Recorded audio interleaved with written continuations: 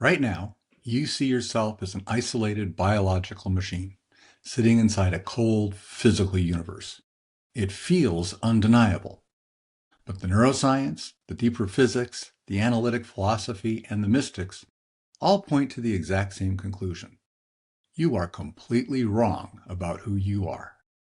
This is step one of a 4-part journey to deconstruct that illusion, and you don't need a mystical breakthrough to do it. So we start on step one. Let's clear up a misconception about awakening.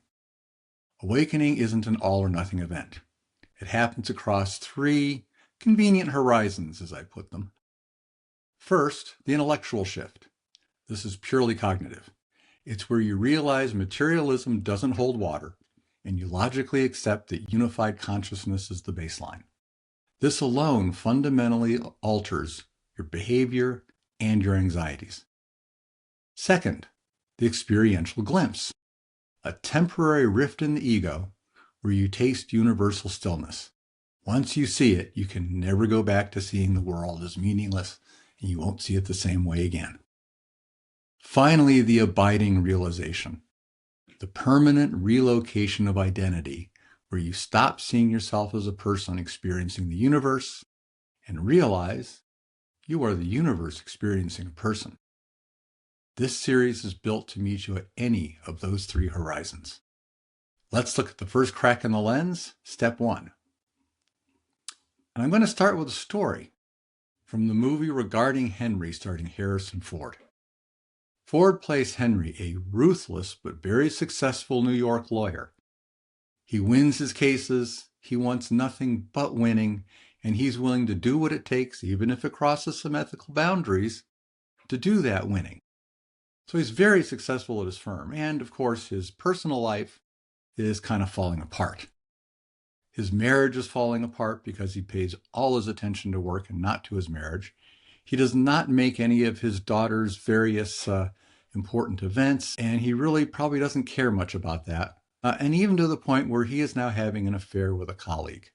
So his professional life is very successful, if a bit ruthless and unethical, and his personal life is falling apart. After one of the fights he has with his wife, he gets frustrated, storms out, and goes down to the street level and over to a liquor store to buy another pack of cigarettes. Unfortunately for him, as he walks into that liquor store, there's a robbery going on, and he gets shot in the head. He doesn't die. He goes into a coma. Next we see him, he is waking up from that coma in a hospital. Unfortunately for him, he doesn't remember a thing. He has what is called total retrograde amnesia. His memory has been entirely wiped clean. He has to relearn how to talk, how to walk, how to move. After he learns how to walk and talk and all that kind of stuff, we see a very different Henry. Post-coma Henry falls in love with his wife again. He doesn't recognize her. He doesn't know who she is, but as she comes and takes care of him and dotes on him and wants him to get better, he realizes what a wonderful woman she is and falls in love with him all over again. Same with his daughter. He accepts her as his daughter, even though he has no memory of her, and starts doting on his daughter. He becomes a very compassionate human being and does not understand this law firm that he used to work for still does work for him. He ends up quitting that ruthless law firm. So ask yourself a question.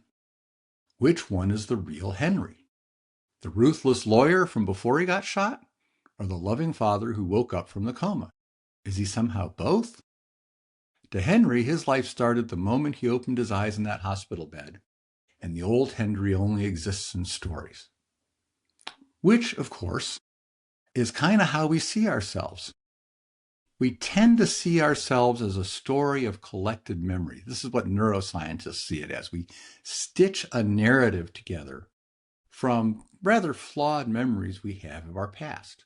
And we say things to ourselves like, I'm a lawyer, I'm a father, I'm a man, I'm a woman, I'm an executive, all these things. We have all these I ams that are built on this history, this story we have told ourselves based on our memories. Neuroscientist and philosopher Sam Harris calls this the surface I, the historical identity built entirely on a past and future. But it's incredibly fragile. Why? Because the past and the future only exist as fleeting thought forms in the present mind. You're not the surface I. That is a collection of psychological processes moving through time, not a permanent, independent self. Okay, so we're not really those stories that we tell ourselves, but Henry still had the same body and mind that he had before he was shot. Isn't that what makes him Henry? Aren't we really the same physically, even if we tell ourselves these stories? Nope. Biology backs this up. As you grow, cells die, cells rejuvenate, cells reappear. We have to eliminate and grow new cells just to be able to grow our bodies from childhood into adulthood. And this process continues all through life. Even the neurons in our brain change. We've heard now of neuroplasticity. They get pruned, they make new connections. Everything is constantly changing. Matter of fact, this is to the point that you don't have a single atom in you today that you had when you were a child. So you were completely, totally, physically different. There is zero material continuum through your physical body from when you were 10 years old. The idea of a permanent physical you is an illusion. So let's take another look at this.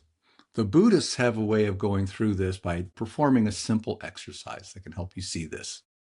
They tell you, look at your body and start asking yourselves questions. Am I my hand? If my hand went away, would I still be me? Yep, sure would. My arm? Yep, sure would. If I got injured and lost a foot, all those things, yeah, I could lose body parts and I would still be me.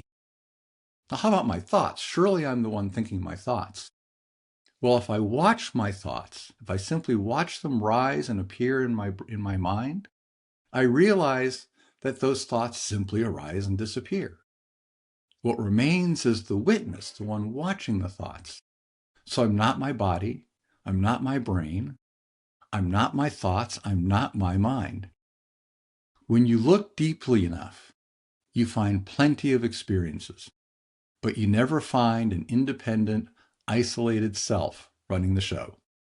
You only find a wide open field of awareness.